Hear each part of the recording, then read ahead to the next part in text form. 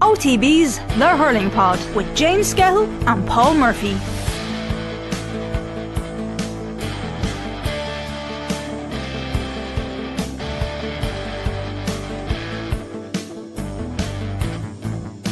Welcome along. It is season 4 of the Hurling Pod. It is slightly later than planned. We made about 4 attempts, I think, on Sunday night to record this and get it out as planned on Sunday. My internet was a problem for a while. Then the recording software was a problem. Then we couldn't get to Zoom, and Skehill didn't have access to update his Zoom, so that was a problem. Don't blame me for this. Not that I'm blaming him. I love the way you drag him into internet. This is you were the problem. You were the problem, not us. I eventually bought a 20-meter Ethernet cable, which I'm now running through the house, which has become a massive falling hazard. But that is the commitment I have to this pod, to make sure that we were going to get it out on Wednesday. People were going, why couldn't you do it on Monday? Skehill, why couldn't we do it on Monday? What were you going to buy? Can I say it?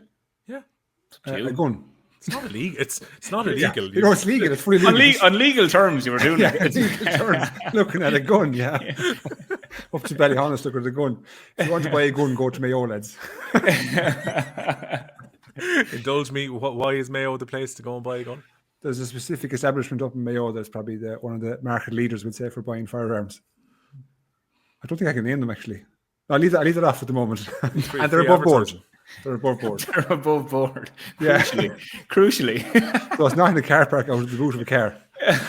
There's actually a counter for you. There's some guard in Ballyhonest listening to this now wondering, does he have an investigation on? But Murphy, in your line of work, I picked out a Beretta. So okay, drag me into it. It's lovely. A 12 gauge shotgun. So okay. Why don't you use shotguns, I'll be honest, James? I can just get the army shotguns don't go together. I like to use it in my line of work and then just threw a shotgun in there. I appreciate the army and the defence force to use firearms, but 6 gauge shotguns. Clear. I just got a woeful image of you now, a mental image of you just going with a shotgun, just firing shots at way at random. Yeah. Main arms supplier for defence force from Ballyhonest and Mayo. It doesn't work like that. Because I was sure this is a joke, by the way, because the two lads were chatting away when the software crashed, and next thing I got a message in WhatsApp going, no, we can't do tomorrow, he's gone off to buy a gun. And I actually thought, this is just a joke. No, turns out it was on the level. Well, the running order for the other night was pretty much, you kept just dropping in and out, and I had to text you afterwards to say, you're going to have to delete that whole recording just in case, because we kind of forgot we were recording. And Skehill goes, we're trying to figure out, geez, well, if this doesn't work today, can we do it tomorrow? And Skehill goes, no, I can't do it tomorrow now. I'm going off buying a gun. But maybe Thursday. I said, come back for a second here now. And then as he was saying, yeah, I'm buying a gun, you just came back online. And you were like, what? Skehill's buying a gun, is he? So then it was like, right, we're going to have to either heavily censor this pod if it does go ahead, or just delete the whole thing. So I think delete, banish. You asked Murph, why are you buying a gun? And I said, I have 3 daughters. So I'm buying the gun. It's very straightforward. I have 3 daughters. And good luck to anyone who dates Skehill's daughters, would be what I'd be thinking from here on. Do you have a big interest in guns, Murph, given you're in the army? Or is that are we really assuming things that because you're in the defence forces, you'd be a gun fan? It's not about being a fan or having a big interest. It's just the nature of the profession. There's weapons. Obviously, it's what the defence force is about, and upskilled onto many weapons. Look up as far as heavy machine guns and different things as well. But it's, I suppose, just the nature of the job. You know, it's not a case that if you have a huge interest in weapons before you join the defence forces, you just automatically work with them, and then as a result you kind of have a knowledge about them then as well. So just depending on what part of the defence force you're in, everybody is upskilled to certain levels, and some lads go on further than others, and some lads do basic training on weapons. So it's kind of more of a knowledge due to the profession. But like at home, we wouldn't have weapons or anything like that. So it's very much reserved for work, pretty much. And reserved for Skehill, it would seem. And reserved for Skehill, yeah. Skehill, we were unaware that you had a dog up until about 2 minutes before we actually decided to record, and we heard a dog moving in the background and the kids running after him. Tell us about your dog. People love Podge the calf, so maybe this is an opportunity for your dog to break through on season 4. Yeah, I have a dog. His name is Rico. He's putting up on, I'd say how old is he now? He's definitely 8 or 9. He's 9 years old. He's American Akita. So he's a big boy now. He's a big boy. He's only bitten one person in his lifetime, so it's not too bad. That's one more than he's meant to bite. I'm very sure. He's my best friend, right? My best friend when I was building the house. James Egan, right? When I was building the house, he was working for hardware, and he was supplying roof timber and stuff. Yeah. So he came to the house anyway to collect a few pounds. And you know the way you start messing? Yeah. Let's say I owed him $2,000. I'd say I'll give you 1,500, you know? Yeah. Messing. And next thing it kind of got a bit loud and all comically natured, but the dog didn't realise that this was a joke. So he just sucked his teeth into James Egan's calf and sat him down. I've actually just Googled him here. Jeez, he's a big lad. They're big boys, yeah. Big boy, yeah. So a 6-gauge shotgun and an American Akita, like 12-gauge shotgun and Akita, yeah. Or 12-gauge. It's flipping 10-foot fence now. I'd have to get around the house. Barbed wire. If he's 9 years of age, I'm assuming he's not named after Rico Lewis, the Man City defender. What's he named after? He's named after would you believe, just a word in the Dark Knight film. So when Harvey Dent and Rachel are talking about a Rico case for Falcone, I said, Rico, that's got a bit of ring to it. Let's use that. So that's the level of ridiculousness that we operate. So I like the sound of it though. And every time I say his name, they're like, where'd you get that? And lo and behold, I said it to you two boys, where'd you get the name? Yeah, it just sounds very exotic for a dog in Capitagle. Well, Rico. I was going to call him Gronk after my guy in New England in the Patriots, but I said that just sounds very aggressive and Viking-like. So I said, I can't do that. It's like if you see a dog named Gronk, right, and you expect this behemoth, and out comes a flipping chihuahua. But Gronk, my guy Gronk, that would suit him. But no, he's Rico. Good kid, good dog. I can already feel some of the listeners who complain about the NFL content going the 15-second skip that's usually used either for ads or in case of some hurling fans NFL talk. But when it comes to the Pats, so was Gronk your favourite player then, more so than Brady? Oh, Gronk by a mile, yeah. By an absolute mile. Because if I was to be a pro, I'd be a tight end. Okay. And I met him once in New England. And I just thought, geez, you're an absolute behemoth. Couldn't get over the size of him. You know, and how fast he can move and his physical attributes. Couldn't get over it. 6'6", 20 stone, and could move like a bloody gazelle. You know, it's ridiculous, yeah. So Brady was classed on the ground, but Gronk was just my kind of guy, and he had some personality. Let's just say he's kind of a heroic nature and maybe the mold for this podcast for me. That's one behemoth to another. I mean, Skehill is not a small man for anyone who's met him. And when he said this guy's a tower. Oh, he's massive. Oh, the American football players are absolutely huge. They're just sick people. But yeah, he was my favourite guy. Yeah, I'm glad we've had probably, I would say, 400% less swearing in the first 7 minutes of this podcast compared to what happened at the weekend. Because you set me off now. You set me off the weekend. The topic you rose from the very beginning brought out that language out of me. So I'm happy that you started off on a different front today, because we know this pod can go off in any different way. Last year was cattle, you know, this year it's guns. How it can just go anyway. So it's all up to you, Will. Whatever way you steer us, right, is the content you're going to get. See, the weekend I didn't think it was going to steer all that badly, because we've had the first round of the playoffs in the weekend just gone by. New England had been gone for a while, so I wasn't all that, concerned. I thought Vrabel is in, he's going to be happy out. I'll ask him what he was thinking about the American football in recent weeks. And then you dropped 4 dog shits on us in about 45 seconds. Yeah, because I was explaining about all the teams I follow at the moment. How life has been extremely tough for me. But what I actually like, to be fair, was that you went, the Pats are dog shit, Man United are dog shit, and then you went, and Galway aren't going well either at the moment. you got very politically correct when you mentioned Galway. You softened your stance an enormous amount. So, I think I can call a professional team dog shit, but it's not fair to do it to an amateur team. That's a fair point. Yeah. That is fair. Yeah. If I was getting paid 300,000 a week, I wouldn't mind what anyone was calling me. So that's a fair point. I don't know. The only thing is, lads, professional athletes have been saying in the last while, like, I was a little bit surprised how many of them actually still read social media, but they get massively affected, and some still kind of tune in and listen. So like when I heard, so again, I don't think I'm revealing too much here because he was on the roadshow with us last summer. And he's a friend of the pod officially, I think, at this stage. Seamus Flanagan's wife revealed. What was Seamus Flanagan's top podcast, Murph, on Spotify last year? I think it was either hers or was his. No, I think it was hers, actually, to be fair. Oh, no. Did I send that into WhatsApp? Yeah, I thought it was his. No, I think I implied it was hers, to be fair. Because I would say Seamus Flanagan keeps his head out of it to an extent. I wouldn't say he's listening that much, but she does. She does anyway. Big fan of the pod. And we met her last year at the was it at the live show in Dublin? And then I think you met her on the weekend of the final itself. Well, I did definitely then. Yeah, I did definitely then. Yeah. So, when the Spotify roundup, isn't that what it is, comes out in December? Spotify Wrapped. Yeah. Oh, Wrapped. That's what it is. Yeah. There's quite a few surprising ones, in fairness, which was great. It was nice. It's strange to see who's listening out there. So Owen Murphy's married at this stage, Murph, but is we learned an awful lot on the stag weekend. They listened to the pod.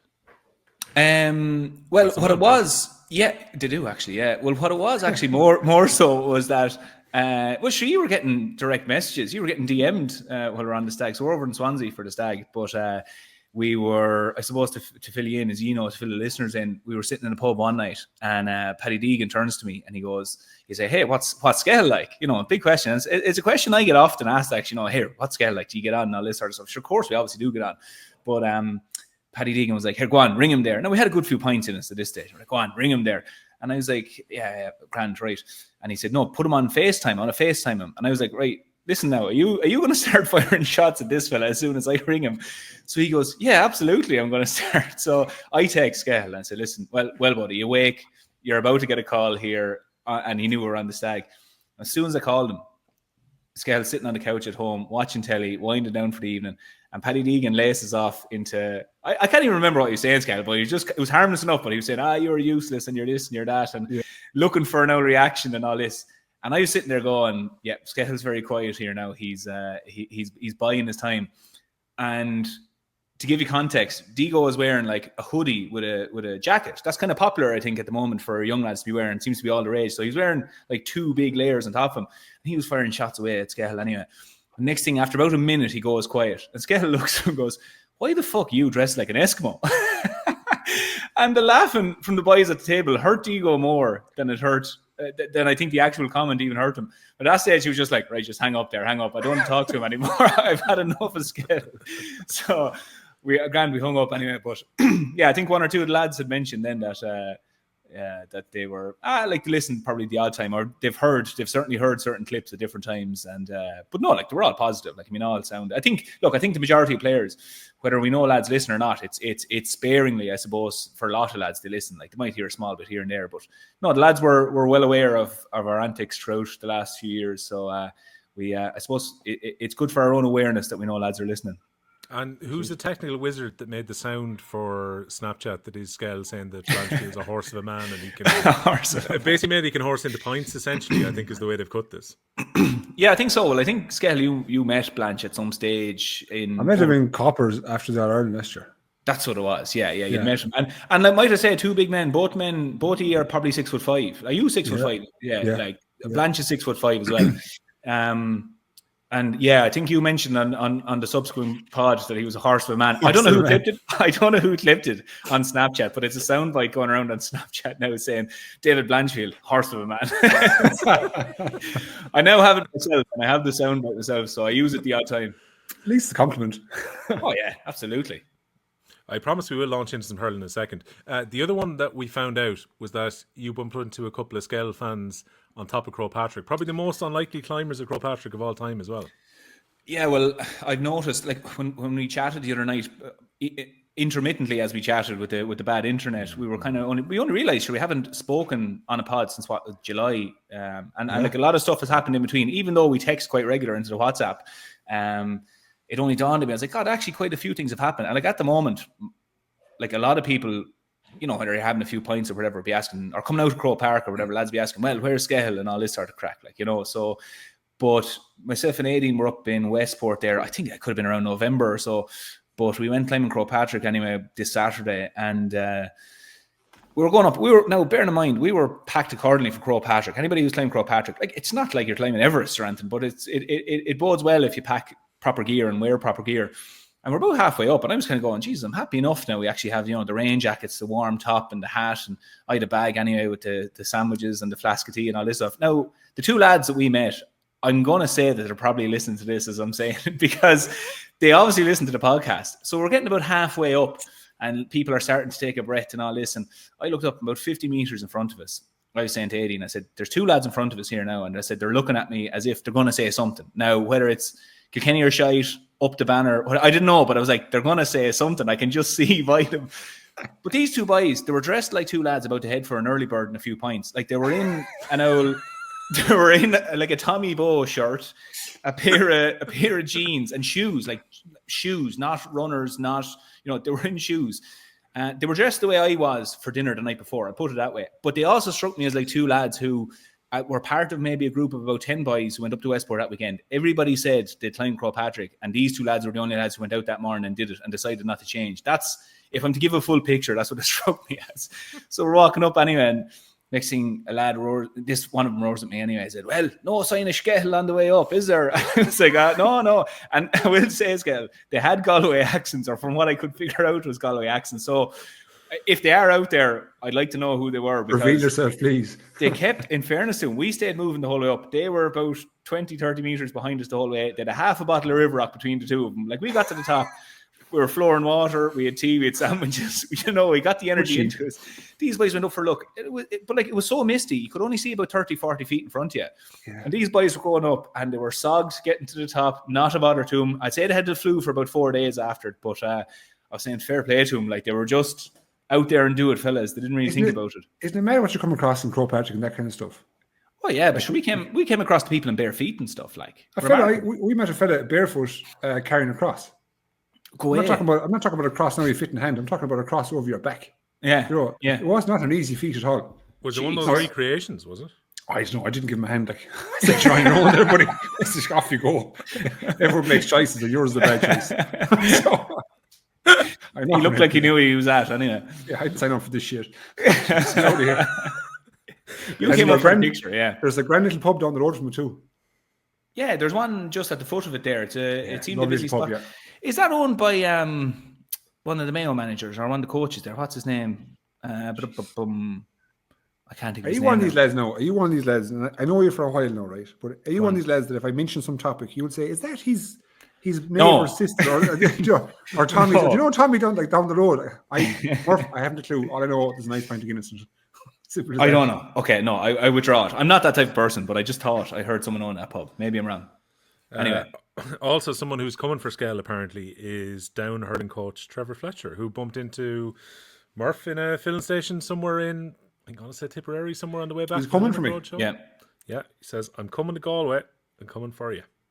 So he must be coaching in Galway next year. When did he say that? You better bring a few with you. About a day or two. I literally messaged him there and said you're about to get a shout out in the pod. So I'll find out more detail and we can follow up on it next week. He was with Liz Downey in Kilkenny last year, was he? He was, yeah.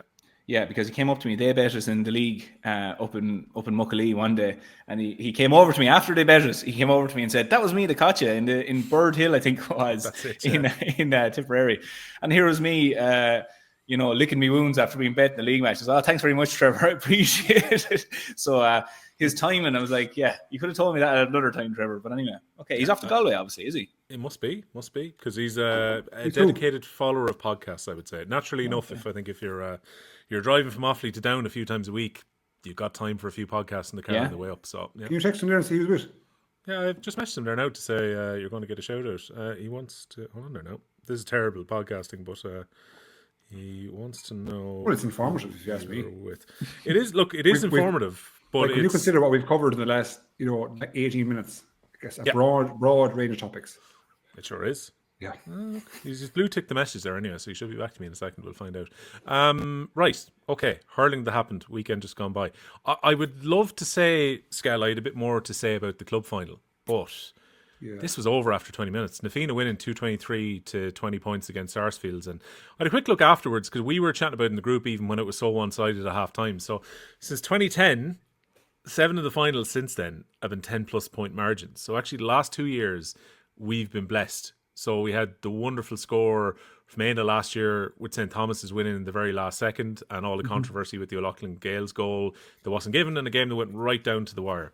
And then the year before, naturally, we had the Harry Ruddle goal for Ballygunner, which is the complete Roy the Rover stuff and the kind of Hollywood ending to a final that you don't get all that often.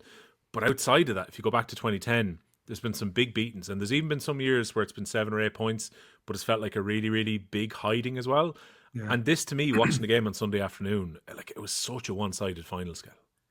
It was, and to be honest, like for the national showpiece of Club Hurling, it was extremely disappointing. Because before the game, I think they were kind of, I would have probably given Na Fianna maybe a 2 or 3 point advantage. Taking off previous games that both clubs have played, but it wasn't even the case. I hate to use this phrase, the phrase, "Oh, Sarsfields never showed up." That's a cop out if you ask me. Like, I just think they were blitzed, completely blitzed. And Croagh Park is a pitch that really, if you've got legs in your team, you will thrive. And so particularly from The Na Fianna 8 to 12, those 5 players had legs, and they just kept penetrating. And in fairness, Sarsfield's half back line of midfield, they just couldn't do a bit about it.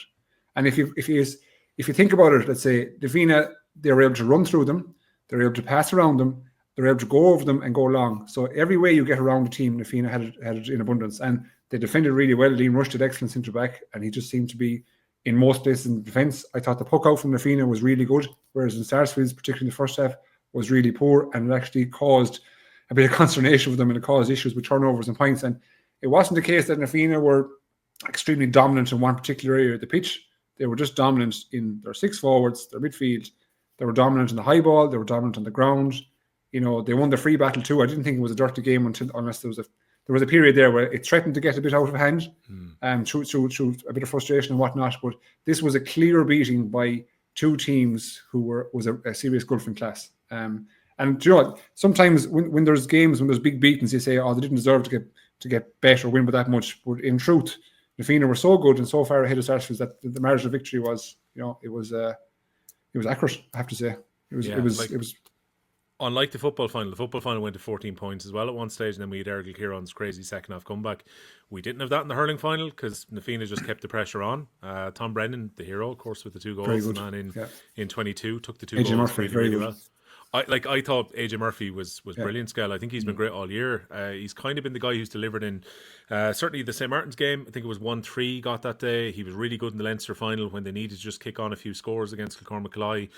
He, of course, was kind of in the crucial place at the right time against Loughrea in the semi-final. Got the winner, did he? He did, and then in the final was a 5 points in play, I think, on Sunday just gone by as well that he got. One. Yep. Like when you look at the rest of the quality in the forwards, whether that be the Currys or whether that be Donald Burke, who naturally drifts out and makes a lot happen for them. He was brilliant. All 6 of their starting forwards got on the scoreboard as well, Murph. It's a very kind of complete performance. Sometimes it's a free taker in an All-Ireland final, or it's one guy who does a huge amount of damage. I thought Na Fianna had threats all over the field. They did, and what I was really impressed with Na Fianna, particularly in the first 15-20 minutes, is just how direct their play was. And what I mean from that is that they were able to mix it up in terms of carry the ball up the field, land ball in, and they had danger men all over the place. But in the first 10 minutes, they had a goal opportunity, which was sniffed out by Sars. But as soon as it sniffed out, they didn't force the issue about going for goal again. AJ Murphy popped onto it, popped the ball over the bar, got a score. It resulted in a score, and they just reset. But oftentimes when we see games swing, a team goes for a goal, they're sniffed out, and the other team recycles the ball, goes down the other end, pops it over, and it's kind of like, it feels like a 3-point swing. But any of those opportunities where, Na Fianna were on the attack, and if a goal threat was just about sniffed out, they were happy to take their points, and they just kept the momentum on the scoreboard. And before, Sars really had a chance to settle into it, Na Fianna were 6 or 7 points up, and they were cruising, and it just felt like that they were just seizing the opportunity completely. And, you mentioned Tom Brennan. That was kind of very much, you said kind of a ride or over stuff already. Like his performance there, he looked back at that for years to come. It's great to see it for a player like that who, may or may not get the opportunity on the stage with Dublin as well. 2-2 on the day, outstanding. The 2 goals were really well taken. But as a whole performance from Na Fianna, Kevin Burke at cornerback, Donald Burke's younger brother, outstanding as well. Liam Rush at centre back, really good. All over the field. And then you look at Sars as well. Jack O'Connor will be disappointed with 1 or 2 of his misses in the first half. Whereas if they pop them over the bar, you're within striking distance of Na Fianna. But really at halftime, in essence, this game was over. Now I know we looked at the football and we saw what looked like an impossible scoreline. Ergel Kieran bring it back. That was also a possibility in this game, but you just never felt that Na Fianna were going to be threatened. And were just really impressive. And I'll even go back as far as you mentioned AJ Murphy as well. Really deserve a man in the match. You go back as far as, I think they played Kilmacud in the semi-final. I remember watching that match in Parnell Park, and hugely impressive there in a very tight game. I remember seeing him that night going, Jesus, this lad is, he's a handful. Kind of reminds me of Ian Galvin as well of Clare. Kind of has the same gait, same style of playing. He's constantly moving, and if he has open space, he's just electric. He's very accurate as well. I mean, he rarely misses. He just makes sure of those scores. And I read 1 or 2 things about him in the aftermath of the final as well. Obviously, he had quite tragic circumstances in the last 18 months. His sister passed away, and when you kind of put all that into the picture, you'd be delighted for a fella that he had such a great day and a great season as well for Na Fianna. So, look, all in all, full congratulations to Na Fianna. They were outstanding. Am I right in saying, I could be corrected here, but I remember in the Dublin final, they a couple of points down and they got a last second goal. They did, yeah. They had to absolutely lash it in as well. Just got out of Dublin. Worked it short and had to go for goal. It got blocked in the line, came back out, and they put the ball into the net. And the rest is history, as they say, when it came to the run out of the county. It's amazing what happens, yeah. Unreal, and that's only their second Dublin title. It's 4 years after they got to their first final as well. So then obviously they followed it up, getting to a Leinster final last year. Yeah. Brought Loughlin Gales all the way in that game, and that was without Donald Burke, who's by far their marquee player. And then this year, got the job done. And I think the good thing as well, Skehill, is they carried their form on Na Fianna from kind of game to game. Absolutely. I know people would be guilty of looking at the marquee player in a club team particularly and point to Donald Burke and say, if he doesn't play well, then Na Fianna aren't going to win. But in this case, I always look at half-time and I look at the scores, the spread of scores and the scores from play. So half-time the last day, Na Fianna had 8 scorers and 111 from play, whereas Sars had 3 scores, including free takers, and only 2 scorers from play. So if you look at 2 points in play, so if you look at the spread, it was 111 to 2 points. Do you know what I mean? So Na Fianna were I used the word penetrating a while ago. They were penetrating from all sides. There wasn't just one guy you could marshal and say, right, if we have Donald Burke, we can bring an element of neutrality to this. It wasn't the case. There was 8 guys, and they were shooting from distance. So their accuracy as well. I think the wide count was something like 7-2 at halftime. So they were shooting really well. And a few points of the Jack O'Connor opportunities. I think he looked back at those and be really disappointed, because for a guy of his caliber, off his left side, you'd say, you need to be getting those. And if they were getting some of the opportunities that went wide, there would be a bit more touching distance. The gap would be closed to a degree. Yeah. So you don't go in, I would say 10, 12, 13 points down. You go in 6 or 7, and then it's doable. You've got a chance, right? But the minute you go into double figures, it becomes very hard. Na Fianna were full value for their victory, in fairness. Even the semi-final against Loughrea, when I saw that, I thought Loughrea were going to tear away with it in the first half because they had so many opportunities. But Na Fianna just grounded out, and ultimately, they won a very hard battle, which set them up for the final. Yeah. I don't know, Murph, whether this is going to have any kind of direct impact on the Dublin hurlers. I was saying the club championship show earlier this week. The one thing I would like about Dublin is that Dublin have got a physical profile of player that's not too dissimilar to Na Fianna. So with Niall O'Callaghan coming in, and he has been literally double jobbing. This isn't a case of he's taken over on Monday and he's getting ready for the game against Antrim at the weekend. He has been coaching them in the challenge games, and they've been putting a squad together without the Na Fianna players to get ready. And last few weeks, it's well known because these have been reported. They've beaten Limerick and they've beaten Tipperary in challenge games ahead of the league. So I think it's clear that Dublin are trying to go in with a bit of steam into the league itself. So 2 up, 2 down this season. Dublin are in 1B after it got reconfigured from last year. I think with all of Waterford's injuries as well, Dublin have to be targeting promotion, Murph, to kind of kick the season off here. Yeah, I think it's probably more important for Dublin to have a good league than it is for Waterford. I know Waterford last year would be disappointed, or maybe over the last few years would be disappointed with their with how they've been playing in the league and even in the championship. But Dublin, I suppose, are looking to be refreshed a small bit in terms of not just players, but also they've kind of stagnated over the last few years in terms of their performance. They've taken scalps. I suppose I wouldn't even call them taking scalps, but they've had victories, they've had good results, particularly last year in the round robin phase. They got the points, that really hard fought points. They went down to Wexford Park. I think they got a draw down there, and they got the few victories that got them into the position where they at least went into the qualifiers for the All Ireland. Now, ignoring the Galway result, go on, poke him about the fact they won in Galway to go through. I don't want to poke the... He skipped that one, and then you brought him back in. The old shotgun and the Akita will be out now. It's a long year yet, Will, right? Continue. But they lacked a bit of teeth against Cork. And for me, when I was looking at Dublin, particularly, let's say, in the Cork game down in Thurles, I was down there that day, and just their ability to get scores from play was a real question. As in, we've seen Dublin for quite a while, to a large extent relying on Donald Burke from frees and from open play as well. But you'd imagine, with Niall coming in there as the manager, he understands the landscape of the Dublin club scene at the moment really well. He'll have seen a lot of players, will have been tested really strongly against them, but also has a brand of hurling he feels, I'm sure, will suit a Dublin player. That's not to say that it wouldn't suit a Kilkenny team or a Galway team or whoever, but I think he has a fairly innate understanding of where Dublin hurling is at the moment and what'll I suppose suit Dublin. He has a team now who went and won Club All Ireland. I think other players from the Dublin panel will also take great confidence in, this fella knows what he's about. He understands how to get the best out of his players. And I suppose as a player going into a panel like that, you'll be saying to yourself, well, if I row behind this fella, we'll be there or thereabouts. And all I have to do now is bring a performance. And as a team, they have to bring a performance as well. So I think Dublin, we'll look to get really good results in the league and look to get promoted. And that's a positive step for Dublin then. That's the first step along the way of a journey of, let's say if his tenure is, we'll call it 3 years or 4 years, whatever it's going to be.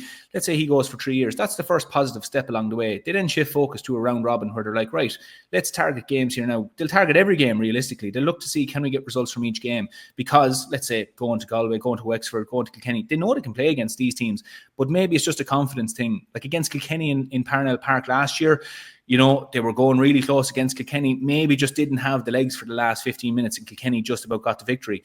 But you know, they'll be coming to Nolan Park now this year, and they'll be kind of saying, listen, let's get down here and why not get a result? So I think maybe just a bit of, like, Micheál did a great job with them last year, maybe did the most he could do with them. Well, let's say Niall will come along now and say, well, what can we do now? What can we take from, let's say, our run with Na Fianna? What can we take from the Dublin Club Championship that we can bring to this team? And I think it is a positive step for Dublin, and I do expect that they'll have a fairly positive league as well. Yeah, like I'm not running away with myself here. I remember the Leinster final, how poor they were, and that Cork game for at least 45-50 minutes of Dublin were by far the second best team, and you kind of wonder when you're trying to close those gaps. But the next step is to get into 1A for next season. The next step is maybe to get back out of the round robin again and go, you know, into the All-Ireland Championship again. Like, I don't know what your view is on Dublin here, Skehill. Obviously, it's going to take a little bit of while for the Na Fianna players to come back in. I would assume they'll be allowed to celebrate this week and won't be playing on Saturday at Croke Park. So it'll take a while probably to integrate them back in as well. I think it will. I think there's a couple of things to talk about with Dublin. Like, if you're to reference last year, you know, like you asked us last year what would be a successful year for Dublin, and we said if they get, you know, out of Leinster, not even get to Leinster final, just get out of Leinster would have been success, and they did that. And if you go back to the Cork game, I know it looked like in real time that Cork were just were by far the better team, but if you remember, the shot count, the wide count was very high for Dublin there too. So it wasn't as if they were starved the ball and didn't have possession and were just kind of, Cork ran around them. That wasn't the case. They had opportunities, like, and you know, it was a case that I often say, like, if some of them points go over or some of them shots go over, the landscape of the game changes. You know, the feel of the game changes. You mightn't have the same result, but ultimately they had I would say a decent year, much better than my own county. But in terms of the impact with Na Fianna and Dublin, like, I remember when Ballygunner they won the Ireland.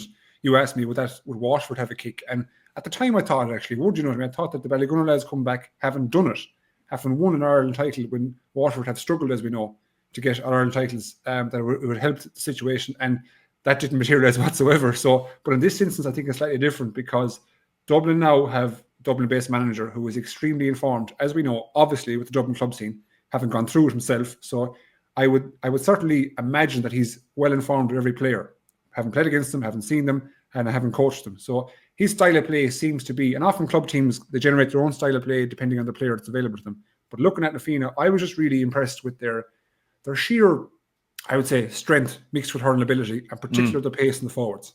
You know, particularly the pace in the forwards. I wouldn't have associated a Dublin team, truthfully, as producing that kind of, I would say, penetrating performance from midfield onwards. Do you know what I mean? I would look at Dublin and say they were, in years previous, they were athlete first, hurler second. But last Sunday, it was the reverse for me. You know, it was a great mixture of athleticism, but so well able to hurl. So skillful in tight areas. Everyone can hurl in big, broad areas where there's nobody on them. But Na Fianna were able to manage the tight areas, and their movement was really good to open up avenues for them to get through the Saracens half backline. So I'm looking forward to see what they can produce. I think, you know, 1B is a division where they can thrive. Really, it's going to come down to themselves in Waterford. To be fair, I would imagine they'll come away with 5 victories in the league campaign. When you consider, again, not going against your own county, you will, but Offaly, Carlow, Westmeath, Laois, and what's the last one? Antrim. So you'd be thinking, you know, they could come away with a good margin and come down to the Waterford game. So 2 up, 2 down. They're well primed for it. If they don't come out of Division 1B this year, I think it's a major disappointment. Like you said yourself, they need to develop a bit of steam early days, get going, get a bit of traction, and then have the machine rolling when the Na Fianna boys come back in. You know, you don't want a situation whereby they're depending on Na Fianna lads to come in and pick up the whole thing again. You know, that's counterproductive, if you ask me. You want the thing to be rolling, Na Fianna lads to hop in seamlessly, and then keep the train moving. Yeah. So I'm interested to see what they produce. Yeah, there are a few kind of sticky games early on, and 2 of them are at Croke Park. So they've got Antrim this coming Saturday, which they want to get over. It's obviously the first round. And then they've got Offaly in Croke Park in 3 weekends time, just after the football break, which is part of a double header as well. I think if they win those 2 games, they're very well placed to finish in the top 2. You go to a final if you're top 2 this year, and you also get promoted, so it's 2 up, 2 down. Yeah. And I look at the Waterford injuries, lads, and I just get your take on Waterford in a second, but Calum Lyons, Jack Fagan, Colin Dunford all going travelling for the year. Neil Montgomery's working in the UK, so he's not going to be around. And then they were talking about some of the early injuries that they have as well. So Desi Hutchinson, who I spoke to just before Christmas, was like really excited about the year to come. He wants to hurl closer to goal. He's going to be out for the start of the league. Connor Prunty's missing with a shoulder injury currently. Dara Lyons' groin is an issue. Stephen Bennett's out with a hip injury. Tyg de Burke is not back until I think weekend 3. And I was reading during the week that Ozzie Gleeson is a major doubt for the start of the league as well. Okay, like Will, hold on, Will, hold on. That's insane. You're after naming the fullback, the centre back, their free scoring wing back, one of their midfielders, their free taker, their lightning quick corner forward, sharpshooter. I mean, Jesus Christ, their powerhouse going forward. I mean, what? Like, now I still think Have there's to probably even your enough. team. There's probably Oh enough my depth God. still for Waterford to navigate the league, but like that is just Jack a Fagan, lot of players missing. ball winner. That's a lot to put up with the rest. Sometimes if their squad players will, and I mean that with respect, you'd nearly survive. But these are starters. You just named all starters. You know, that's a lot to contend with under a new manager. That's tricky. That's it. Like I think every week, Murph, that I've been reading the reports from the challenge games has basically been Peter Queally talking about who's not going to be available for the first 2 or 3 rounds of the league. And you're just there going, this is getting longer and longer. So I just wrote them all down into a Word doc there before we came on. And when you look at it on the face of it, that's a lot of players. Look, maybe opportunity knocks and squad players now get a chance in games that they probably should win over the next while. If they're in 1A, though, you'd be really worried about some of the beatings they could I was take. going to say that, Will, Murphy. You think that the 1B is near the grace of God that they're there with the situation they find themselves in terms of player personnel? Yeah, well, it probably will suit them better in terms of, like you said, they're going to have to use a fairly extended panel to navigate through these games, and then invariably going to pick up injuries also going through these games as players are trying to manage the pre-season fitness and coming into the season fitness as well, and gym work and different things. Invariably, players will pick up knocks. It is an opportunity, yeah, but you'd also like to have a few of those more established players around. Like if you see any of the other teams throughout the league, they'll invariably have a kind of a spine of experienced players to allow the more inexperienced players come in and establish themselves and kind of get their feet and different things, you know. So, look, we would have seen Wexford there. Wexford had a huge amount of injuries. Was it more so 2 years ago, was it? I don't think it was last year. I think it was more so 2 years ago. And even this year, Lee Chin's in Australia for start of the league as well. They're go on. But I think their woes were a little bit more, if I'm thinking back, I think it was 2 years ago, their woes were a little bit more. I remember D. O'Keefe was struggling to get back. Liam Ryan was injured.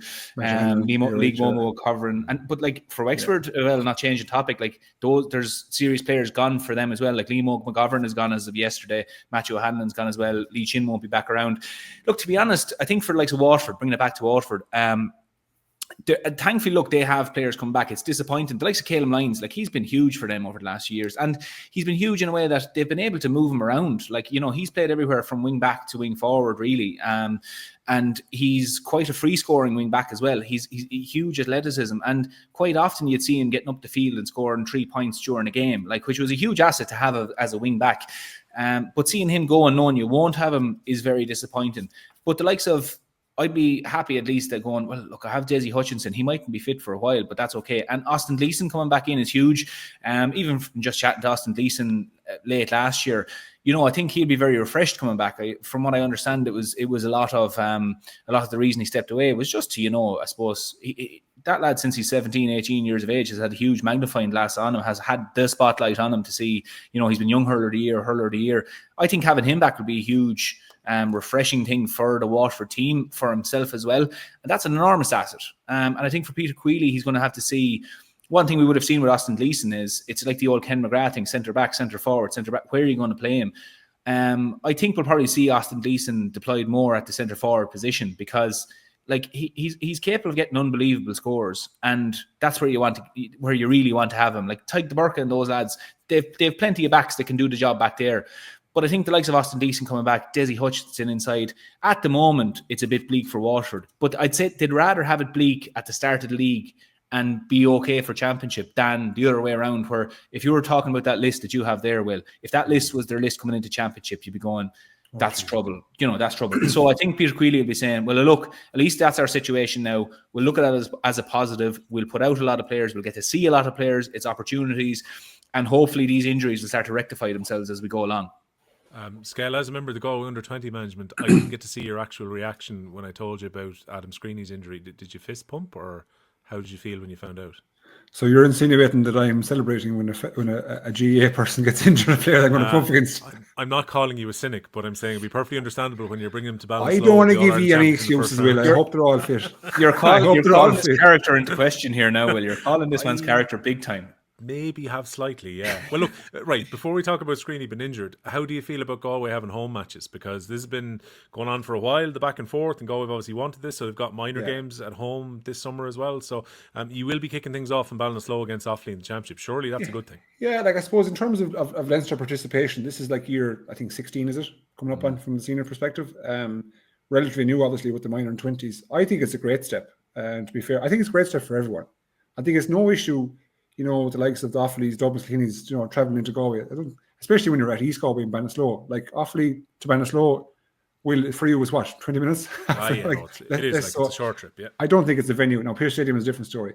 But I think it's great. It's great for our guys too to have a home game. I think there'll be huge support because, as I just said, on the border there you'll have Banagher, Burr, etc. Though a lot of the people will travel over. I think it'll be probably a capacity crowd in Ballinasloe. Which again it just adds to the vibrancy, the energy of the whole competition. Like we've seen with Offaly over the last number of years, go back to their minor days back in 2022, where the crowds, they were probably the first team to have huge crowds follow them. And now there's an expectancy that wherever Offaly go, it's going to be a big following. So I'd be hopeful that Galway come along and do the same thing, reciprocated with a big crowd from our perspective. But yeah, we're excited, looking forward to it.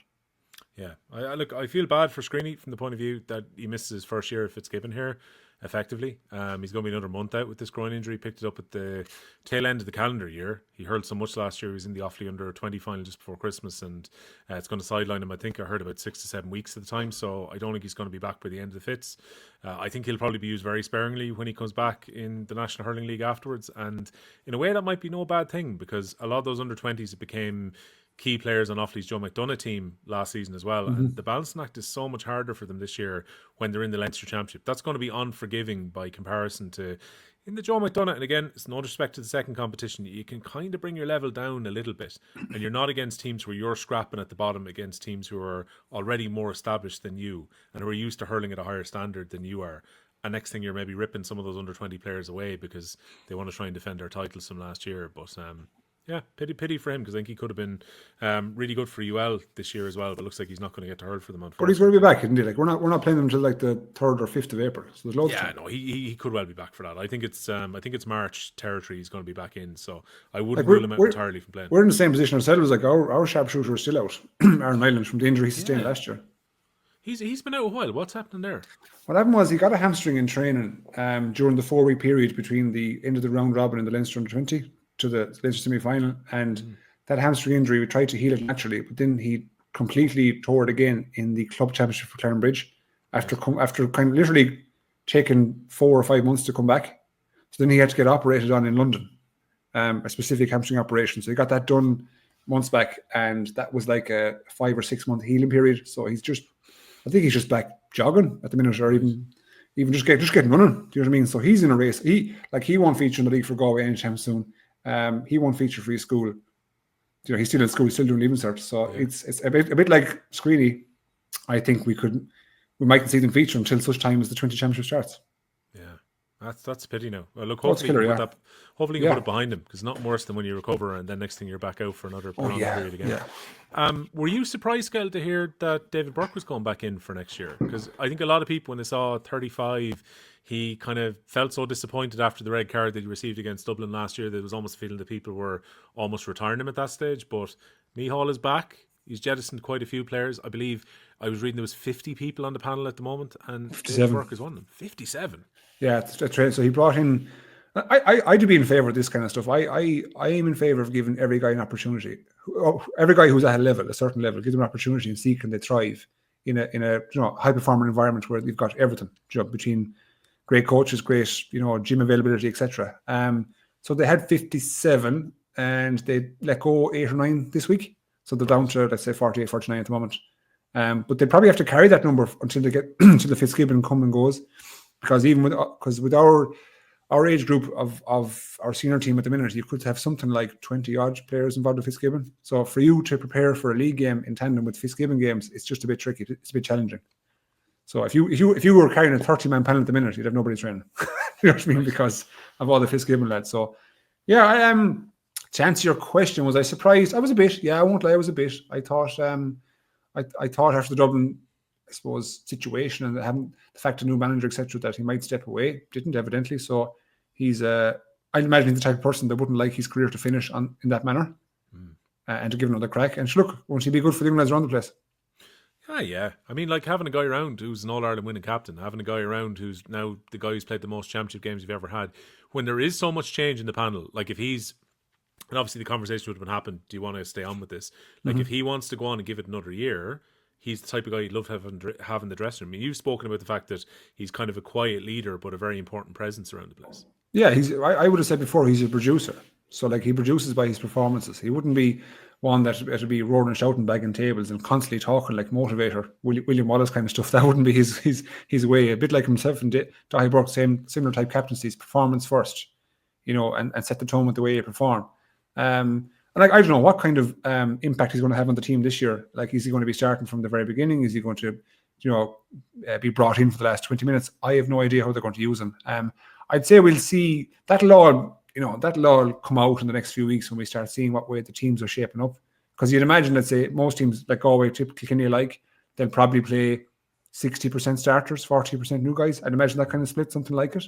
To see what they have, who they have, and can they hack it at the top level. So I'd say they'd use David sparingly throughout the league because they don't need to see any more than he's already produced from the past. It's a bit like, I'm not putting them on the same level, or the same category, but like if for TJ, for Kilkenny, like you're not going to play TJ every league game. You know what I mean? He might come in for the last league game. He might come in for our league game. So who knows? I think they might use him sparingly, but if he gets, one full game in the league, I'd imagine it to be as much, 10 minutes here or there, because you just don't need to. Yeah. Like, I suppose, Murph, when it comes to TJ, and like he's back in, and we're kind of losing the last links now to the last All-Ireland winning team. So himself and Owen Murphy are still standing on the panel at the moment, but a lot have retired in the last 2 or 3 years. Like, I'd imagine if you're a Kilkenny panel member and you hear that TJ, like the last couple of years, it might be the first round of the round robin before he plays. It could be the last round of the league, especially when he was going deep with Ballyhale in the club. They gave him particularly long breaks before he came back in. Do you just kind of accept that as a panel member, that, okay, TJ knows what's best for his body, management know what's best, and we'll let him come back in whenever suits? Yeah, absolutely. I think there's a few players, and it's not because of the standards that they're at in terms of skill or anything. It's just they have a proven track record of their own ability. They know their own body, but they also know what's good for them. And that's an important thing as well. Some players, I suppose I could have been critical enough of it myself, or could have been guilty enough of it myself, where I would have just been into training most nights, and if McDempsey or whoever asked you, are you all right? Even if there was a bit of a niggle, you say, oh yeah, I'm fine. Whereas probably the right thing to do is say, no, actually, do you know what? I need probably a night off here, or I need to take a week or whatever. Like TJ is 37 at the moment, if I'm right in saying that. He'll be 38 at the end of this year. Like TJ has nothing else to prove in terms of his commitment to the game. Like, I mean, he's the most dedicated person going.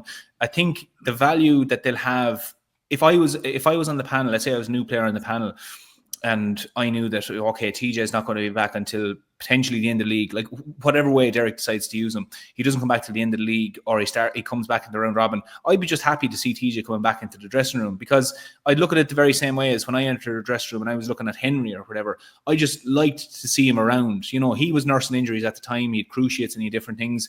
But you just be going, I'd love to see him in the dressing room. I'd love to see him coming off the bench. I'd love to see him start. You just want them there, because it's a huge lift to everyone when they're there.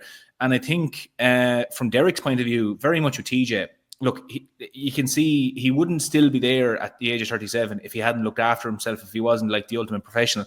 I think from Derek's point of view, it's just a case of touching base with TJ and saying, what's good for you? You tell me what's good for you, and you do things in your own time. And you let players just have that, I suppose, bit of autonomy to go off and do it. Like, you look at, to point out other players, I think I saw something today saying like that Davy Clifford isn't going to play very much, or if anything at all, really with the league with Kerry, because I think they're just giving him that bit of space. I've seen Shane O'Donnell reference it as well, that he's not playing league. He's not going to see a minute league time, no. Yeah, and like at the end of the day, we're so far away from the business end of the year, and that being championship, and that's what everybody's going to be judged on. what you have to look at your overall picture is, well, what's best for individual players and also the group as a whole. Like, we'll use Clare, for example. Shane O'Donnell might say that, I feel what's good for me is getting a break. And he's had his fair share of injuries as well, getting a break during the league and coming back for round robin phase and, becoming hurler here again or whatever it's going to be.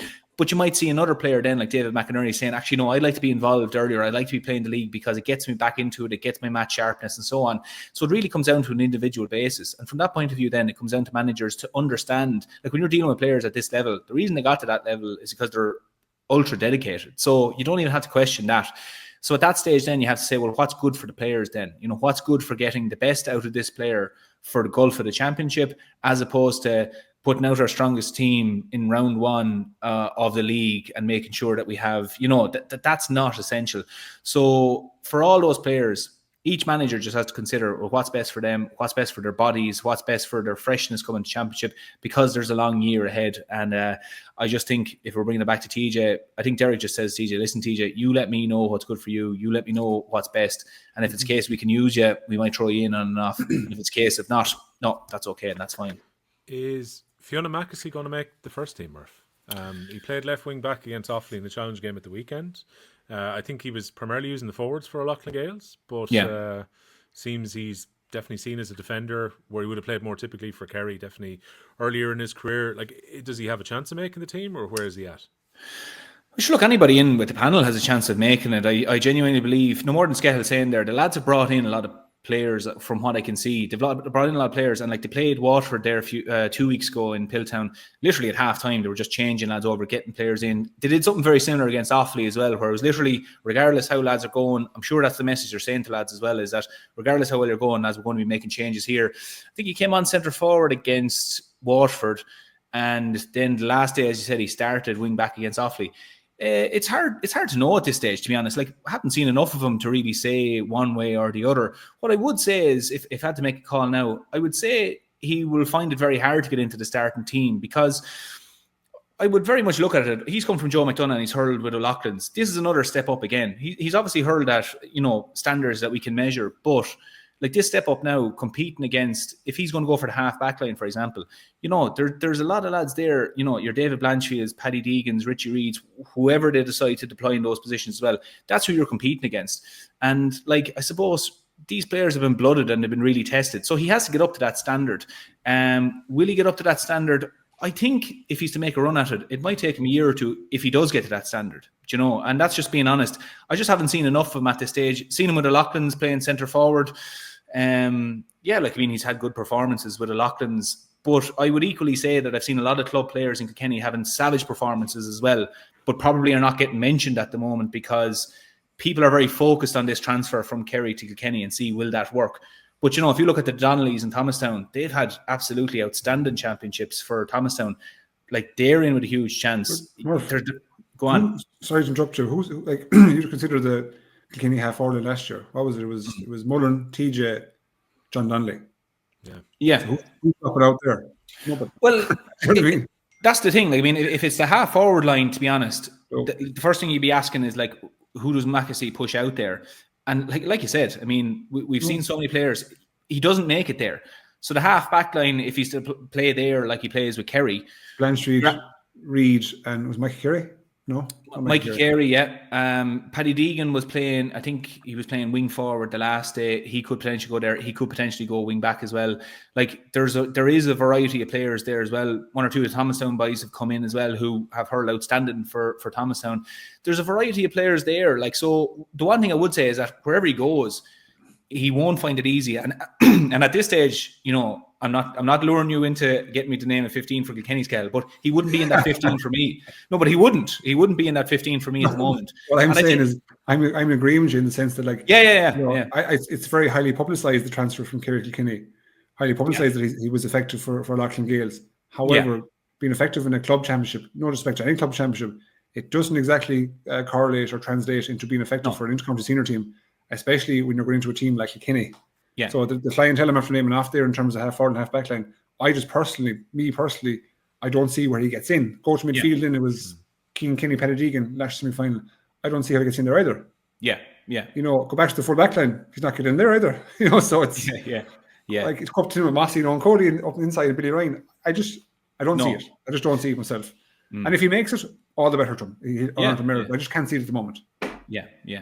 Well, that's it. You can only base it off what you've seen in different club games. And as you said, Skehill, like it doesn't automatically translate. Like, you know, a player hurling at club level, even if it's the highest level, you know, you're asking them to step into a higher level again coming into county, regardless what level that it's another step up. So it will be challenging. But again, like if we're sitting here, I'm sure we will in 10 weeks' time, we'll be reassessing this. We'll have way more information to make and the indications may be a lot more clear in 10 weeks or 12 weeks' time as to what way that transition's going. Yeah. I've a good few questions that we got in, but I think what we do is we save them because a few other couple of things I wanted to touch on, and we do that as part of a members pod, I think, for the proper first week of the league at the weekend, because some of them were kind of looking a little bit further ahead, and the old classic one, who's going to win the All-Ireland, and so on. It's like, here lads, you can't ask us that already. It's week 0 here. Let's just so the worst question, what drives everyone soft, is who's coming out of Munster. That's a bigger question than who's winning the All-Ireland. Like, lads, if you say a team for winning the All-Ireland, lads don't even care about that. It's who's coming out of Munster. It offends far more people than who's going to win the All-Ireland.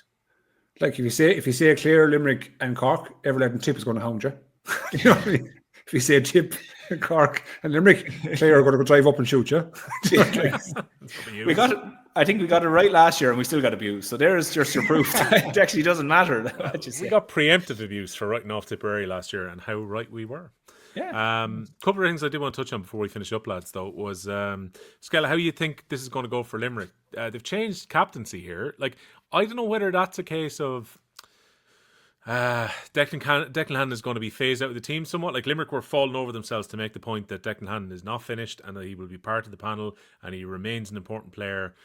But it is kind of a strange one where he's had a captaincy that goes so much longer than most captains in hurling, where he was captain for 7-8 years and they won so much under that. Like, Cian Lynch has been the captain in waiting now for a while, and sure, look, when Hannon was injured he went up the steps and received the cup that time.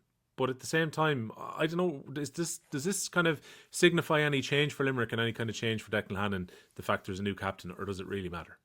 I think being captain of a team, you know, or a county as successful as Limerick comes with its own pressures. And I do think that Declan Hannon has been a fantastic captain, always carried himself with grace, looked very, very measured and calm. Every interview he did he said the right things. So he was kind of the visionary captain and did everything right. So I think from a management perspective, if you're John Kiley, you'd say he did the job to perfection, never put us in any trouble with any ridiculous statements in the public eye. He didn't do anything, you know, off the field that would garner column inches. But if the one statement that's going to get you in trouble, Skell, is you make a kind of a half joke about the 50 in the backroom team and so on, if that's as bad as it gets, you're doing all right.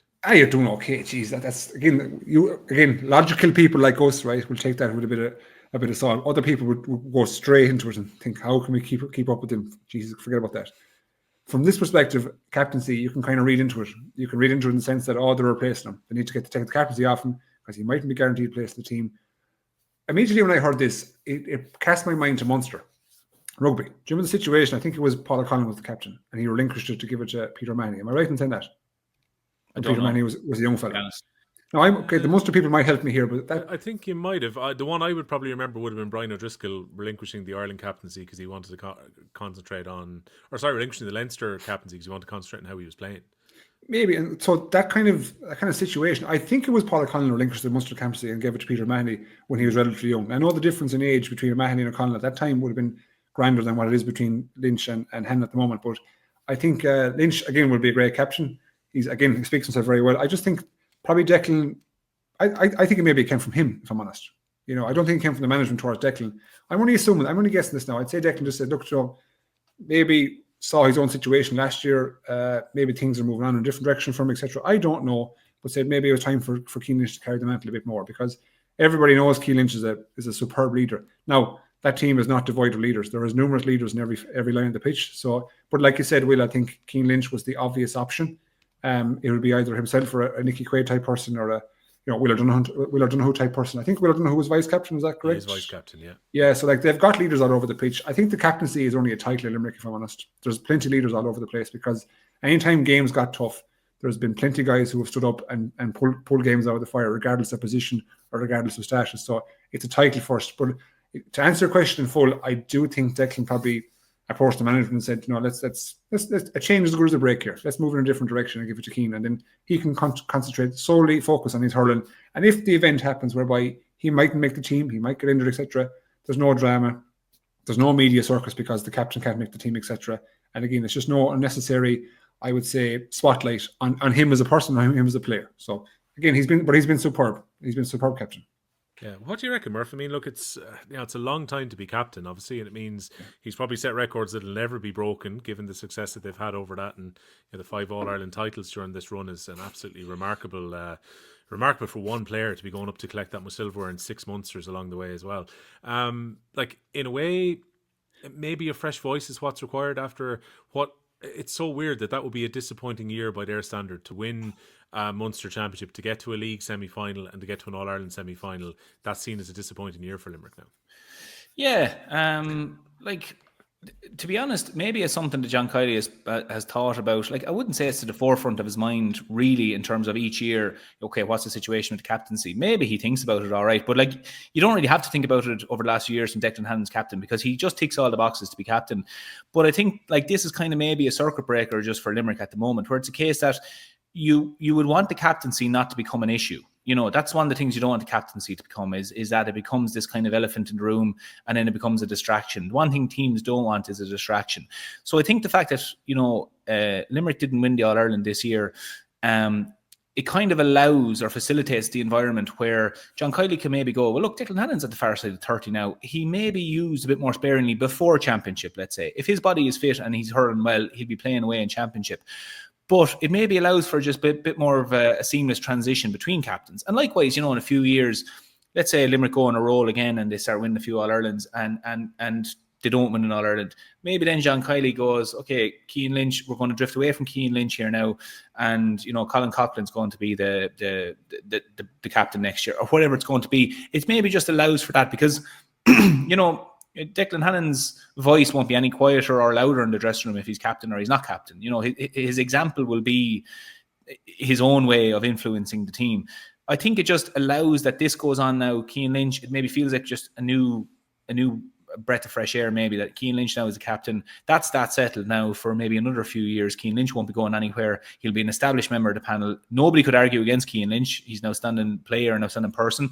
So I think it just puts it to bed. It just allows them to transition through the captaincy, put it to bed, and not let it become some sort of an issue, as if it would, but not let it, because I would say the only place it could become an issue is that the papers start writing about it. And then it's kind of a case of John Kiley goes, right, feck, now we have to sort this out, because I just don't want the lads having to read papers or see on social media that this is an issue when it's not. So I think it's just, it allows John Kiley and the management just go, okay, here's the transition. Let's just change the captain. On we go again. We have a number of lads, as Skehill said, we have a number of lads here that could do the captaincy. Mm-hmm. Off we go, Cian Lynch, and on we go. How do you feel, Skehill, about Dowling coming back to play as a goalkeeper here? Because the closer this gets, right, the more I think that Nicky Quaid will play some part later in the year. So Quaid said back in December when he was getting the Munster Hurler of the Year that he's going to stay with the panel, whether that means that he's a playing member or he's supporting. And at the same time, I get the feeling, you see Dan Sheehan coming back from his ACL injury, which he picked up in July, and he's back on the pitch now at the moment. Again, it all depends how Nicky's recovery goes. But if you see players recovering in 6 months and being back in the field, we could still see Nicky Quaid in Championship yet. Yeah, like I suppose the first part of your question about Shane Dowling, again, he's playing in goals for what we now know is the Premier team in Limerick, and playing at a pretty good level. So I think it was probably an easy one for John Kiley, because you've got an experienced player who's won Ireland, albeit not in the same position, who knows the setup, knows the players, can perform to a specific level that could warrant the performance of, let's say, a third choice goalie. I don't think he's going to start a championship, to be honest. I think he's going to be a great person for the other goalies to train and bring them along in Nicky's absence. Nicky himself, I've been an advocate for Nicky, as you know. I'm the one-man fan club here. And I just can't understate his importance to Limerick. I've said this over and over again. Like, I think he's imperative to Limerick's success, particularly on the puck out element. And then we saw more of it last year with all the shots he was able to save. Like, I had the figures last year. I don't have them now, but I think there was 20-odd shots taken on in championship last year. And he saved some like 13, 14, which is a ridiculous stat. So what he produces for Limerick in shot stopping and puck outs is critical. So I think they don't need to rush him back, but they need to get him back. If he's going to be there, for the business end of the championship guaranteed without rushing him, take it. Absolutely take it and see can you survive there. But I do, and I'll stand alone. I'll say this hand in heart, right? I don't think if Nicky's not available, I don't think Limerick are in Ireland. I don't think within Munster. They need Nicky Quaid. That's how much I value him in that team and how much he contributes to the way they play. See, I don't actually think Limerick people would take offence to that. Like, I know Limerick people will say that, well, we can go and win All Ireland, and of course they can. But I think it's more of a reflection of how influential he has been. That someone might say that I don't think they can go. Like he is. It's a remarkable, really, thing to say that he is a linchpin in that he potentially disrupts so much of their good play by him not being there. And like that's only complimentary by saying that his influence on the game is so subtle but so enormous at the same time. I find it very hard to actually verbalize this, Murph, and explain it to people, right? So Limerick have no puck-out system or signals. It's all off the cuff, generated and nearly in sync between the outfield players, and Nicky himself. Yeah. So when you're in the heat of battle and games are very tight, and more often than not, especially when you're in Munster, games come right down to the wire every day. And then you come out to knockout stages, we see what happens there. Having a person like Nicky in your goals who can take the right option every time. I say every time, but I'm going to give him a solid 9 out of 10. 9 out of 10 times he takes the right option and puts you on the attack again when games are tight. You can't buy that. You can't. Yeah. And if you put in a young goalkeeper who doesn't have the same level of, I suppose, synchronicity with the forwards on the outside, Jesus, you're at a different level then, and it's a lower level, I have to say. That's not. I'm not putting shade on the likes of Hegarty and Tom Morrissey, because I think Nicky Quaid complements Hegarty. Hegarty complements Quaid. Hegarty's running is brilliant, but Quaid is able to see it, nearly psychic, telepathic, and puts it exactly where Hegarty is. As an example, that happens numerous times. So that's why I value him so much. The shot stopper, I can put it to the side, making big saves, big moments, put it to the side. But what he does when the ball is dead and it's in his hand is imperative, especially in big games. Yeah. Well, everything I saw on the fits last year would indicate that Jason Gallan is ready to step up here as well. So he's one of the options within the injury period that Nicky Quaid is going to be off. So it's not necessarily going to be Dowling who's going to play. But I believe, looking at some of the reports, they've used different goalkeepers during the challenge game so far. So maybe we find out a bit more this coming weekend about what direction they're going in, or maybe they're going to chop and change and use different keepers during the league. It's hard to know how experimental teams are going to be. But they have to will, don't they? Sorry to interrupt. In terms of keepers, they don't know what they have, you see. To blood them they've seen keepers, and as I said, in Fitzgibbon games, they've seen them in club games, but they've no idea, because Nicky's been so good for bloody 10 years, right? They've no idea what they have, so they're going to have to use them all in different league games and chance them. See what they have. Do you know what one county we didn't mention whatsoever, Murph? Is Clare. Yeah. And the All-Ireland champions come in. Now, Seamus Hickey disagrees with me. I still think they're the team to beat this year. He thinks they're the third best team in the country right now. I saw that. Hold on. You can't do that. Sorry, hold on. that was before Christmas there, wasn't it? It was. I think Seamus Hickey was lobbing grenades by saying third in Ireland. People of Clare, you're the All-Ireland champions. Full permission to verbally attack Seamus Hickey. Yeah, we're calling it a picket of Seamus Hickey's house there now with Clare people. We're going to, well, I don't know about you, Will, but we're going to wear Clare jerseys outside Seamus Hickey's house now. So who's the 1 and 2? So Limerick were on anyway, surely. Limerick and Cork, then Clare, then Kilkenny, I think it was. And what was the argument behind it, actually? I didn't hear it. I just saw the list. I suppose the argument was that, again, Limerick have been the team to beat, and one defeat in the semi-final doesn't take Limerick off top spot. I can appreciate that to an extent, but also I have to appreciate that Clare won the league last year. They got to Munster final, didn't perform the way they would have wanted to, but bounced back, played really well in the knockout stages, finally got over Kilkenny, won a classic All-Ireland final against Cork. So if you're going to argue that Cork are the next best team, Clare beat them twice in championship last year. So for me, Clare are the team at the top of the tree because they've beaten the man to get to the man, even if they didn't beat Limerick.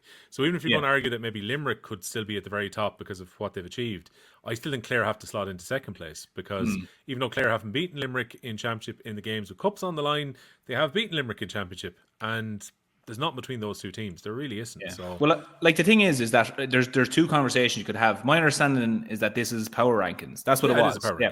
So with power rankings, there hasn't been a ball puck since July in intercounty, essentially. So Clare are top. Now, if you were saying who are your top 5 in order to win the All-Ireland, that's a different conversation, and you can say Limerick then, that's fine.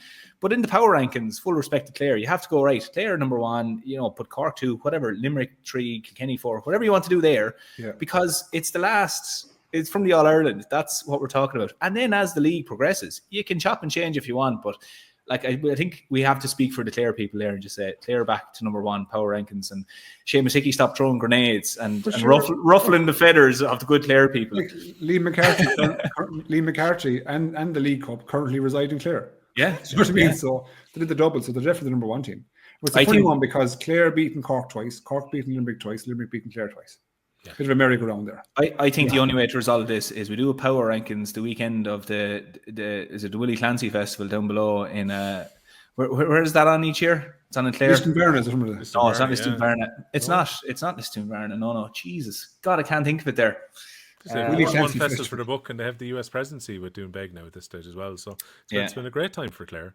Who's Willie Clancy Festival? Willie Clancy Festival. Big out, here we go. Milltown Malbay. Couldn't think of it. Yeah. The coast, yeah. There we are. So that's what we do. Power rankings the weekend of that. Then Milltown Malbay. Done. July. Book it in, lads. We're coming there.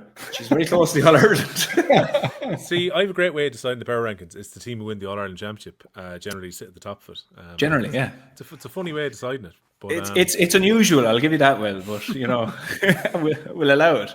I don't know how Clare go at the league though, Skell, because they won it last year, and we felt it was important for them to win it because they had been to finals, they'd been to semi-finals and come up short, and it was a piece of silverware, and it was going to be a kind of a jumping off point for the rest of the year. And then I spoke to Shane O'Donnell a few months ago, and he was saying, look, he'd prefer if it was an even tighter season than it is right now. He'd prefer nearly if it was just the round robin and the championship itself, and you got ready for that and just went at it. So he's very much an advocate that the year drags on a bit too much, and there's no point in being in form in the league against the teams that you're going to play again a few weeks later. Yeah, there's no reason to panic at all because I suppose, you know, we're as close now with the 2024 Ireland as we are to 25, vice versa. Do you know what I mean? There's loads of time. So it's not as if we have to prepare a team within the next 2 months. And like if you remember the 23 league campaign, Clare kind of went at it, you know, full duck or no dinner, and they didn't succeed. And maybe that had an impact on them as the year went on. Last year, I got the sense that they used the league more sparingly, that they blooded a few more players. You know, that they found a couple more players, turned out to be all-stars. And then came to the league, and by the end of the league, you know, they were fresh, had guys back, I suppose reintegrated them into the team, and ended up being successful. So I'd imagine they'd probably adopt the same approach. I'd imagine Lohan would probably try to keep an element of freshness too, because even though yes they've won, there's opportunity for more players, and you can't breed competition without competition. You know what I mean? So you need to give young players opportunities. And yes, the Ireland champions are league champions, but the league, in terms of importance, with respect, again, is a paltry second to Ireland. So I'd say he's going to use this to see what he has. You know, what can he generate? Because look, again, I don't mean this in a bad way. I'm not starting this in a bad foot, but some of the players, you know, they're aging, you know, to a degree, to say, and can I find a replacement? And without giving minutes to those players, you know, how are we going to know? So I'd say they'll jog into the league for the first couple of weeks, and then they'll pick up motion as the weeks go on. Murph, you're smiling there. You've got a cheeky smile on you. You're about to say something. No, do you know what I just thought about there when you were talking about Clare? My mind drifted, and I was thinking about Podge Collins because I was just thinking after the semi-final last year. I can't even remember if I told you this, but after Clare beat Kilkenny in the semi-final last year, I went for a few pints in Dublin, and Podge Collins was at the other side of town, and he kept sending me pictures of Ger Loughnane after Kilkenny or Clare beat Kilkenny. So I was just thinking to myself about my phone vibrating inside the pub Dublin. I pulled it out, and there's just a picture of Ger Loughnane on my phone because of Podge Collins. So apologies, that was me daydreaming there, Skehill. I'm a big fan of Ger. Big fan. But it's just random when you're getting pictures of Ger Loughnane. That's one for another day. We'll find out exactly why you love Ger Loughnane. I think we don't have long enough in the podcast to delve into Ger here. What was I going to say? There was something else in my mind there, and I bet you it's going to drift. Oh yeah, the other thing, Murph. I think it's no bad thing the semi-finals are gone. Yeah, I think it was a game too many, to be honest. Didn't we? I think we had this conversation last year saying that it was just pick the top teams, let them go in and play a league final, and off we go. The semi-final was probably just a push. And we spoke about it before, the potential to maybe pick up injuries, and that teams would just rather let it be done now and let there be a final played. It is a benefit to teams that they don't have to play a semi-final, if I'm very honest. It allows the teams who are, let's say, the teams this year who make a semi-final, but only just about, if they were to make a semi-final, they can now go off and focus on championship. They've done their bit in the league and they're finished with that now, focus on championship. And the other 2 teams can go off and get a bit of silverware. That may stand to 1 or 2 other teams who maybe want the silverware, need the silverware that time of the year. Look, I think it was a benefit to Clare last year coming out, win the league. It's a nice little thing to do. Some teams maybe need that. So get rid of the semi-finals. I'm for it. I think it's a good move. And a subtle tweak like that is sometimes no harm. Like we went through it last year. Maybe the GA just looked back at it and said, okay, we're listening to the crowd here now. Let's just get rid of those. And yeah, I think that's a benefit. Worry not, Tipperary supporters, and I know many of them flock to us for our wonderful views. We will talk about Tipperary in detail because we can watch the game this weekend where they play against Galway. So the matches this weekend then, you got Saturday as part of a doubleheader. You've got Wexford against Cork in Wexford Park under the lights, 5 p.m. in Division 1A. The game's in 1B on Saturday. You've Offaly against Carlow in O'Connor Park at 2 o'clock. Same time, Derby between Westmeath and Laois. And you've got Dublin against Antrim, which is the first of the doubleheader there. It's a triple header technically because there's a club final on before it, but a 5 o'clock start for that one. And then 1A on Sunday, the deferred game on TG Carr. So the live game is Kerry and Donegal. In the football is Clare and Kilkenny, and Galway versus Tip in Salt Hill. 3:45 is the live game there. So you got the lights in Salt Hill now as well, Skell. You must be loving it.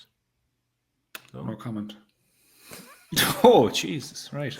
I was thinking of going to the football on Saturday in Salt Hill, and I'm kind of reconsidering when I see the red. It probably won't be on. Just Will, I'll tell you one thing. Jesus, I was strongly advised against that. Of a July day, you get milled out of it with rain and wind up in Salt Hill. You end up somewhere in the Atlantic. January. Jesus. Might be some crack. Wind assisted 2-point kicks in Salt Hill on Saturday. If it goes ahead. I'd say, to be honest, what we'll see is the majority of games on Saturday being pushed back into that break week in a few weeks' time. That'll probably happen, won't it? Like, I mean, whatever about Sunday, Saturday games are most likely going to be called. Maybe not. I think so. Like, the warnings are getting worse and worse as the kind of day goes on as well, and that's never a good sign when it's a little bit of orange and no red. Now it's red for the whole country. I think the time is being pushed back further into Friday as well. So I assume that once whatever it is, 10 or 11 o'clock hits on Friday night, the wind just doesn't go, that's all right, we're going to stop now. Let's just let the weekend play out. So we'll see what happens. But they're the games that we're going to chat about this weekend. The very last thing, Skell, I want to ask you before we went, because everyone will be wondering, how's Podge the calf doing? Podge the calf is thriving, lads. And in about a month's time, there will be a big for sale sign. Oh, geez. Because I have to feed the kids, lads. I have to feed the kids. So Podge has to go. It's been great. It's been emotional. He's done well. Hasn't kicked or bit me. So he's been a nice boy, unlike his namesake. And look, he's for sale in about a month's time. So offers open. I put pictures up in the WhatsApp group so you can take them. Podge Collins actually has a nice big back garden there, so maybe he might buy him out of sympathy, but I doubt it. What do you mean out of sympathy? Well, what's going to happen, Podge, is basically what I'm asking. I think for the younger listeners, in time, Podge is going for holidays. In time, I'm sure he'd rather not happen. It won't be me. Time. He'll be on a barbecue in Podge Collins' house. That's what'll happen in time. At least, actually, an option we could do is we could keep Podge. We could stay shoving him on a bit, putting the weight on him. Then we could, how do I say this nicely? We could send him to the afterlife, right? And I could send you down some steaks, real steaks, not the stuff you get in Little Rally that's some stripper cow. Real steaks, you know. Yeah, I don't even know what that is, but anyway, the farmers in this pod know that, and I don't mean anything sexual. I mean a stripper cow. I was going to say it's an image of a particularly sexy cow, but yeah, okay, stripper cow. Yeah. Right, we better leave it there. Paul Murphy, thanking you. Thanks, lads. James Skell, I'll see you at the weekend. We'll have a pod and a members pod at the weekend. See you later on, lads. No. OTB's The Hurling Pod with James Skehill and Paul Murphy.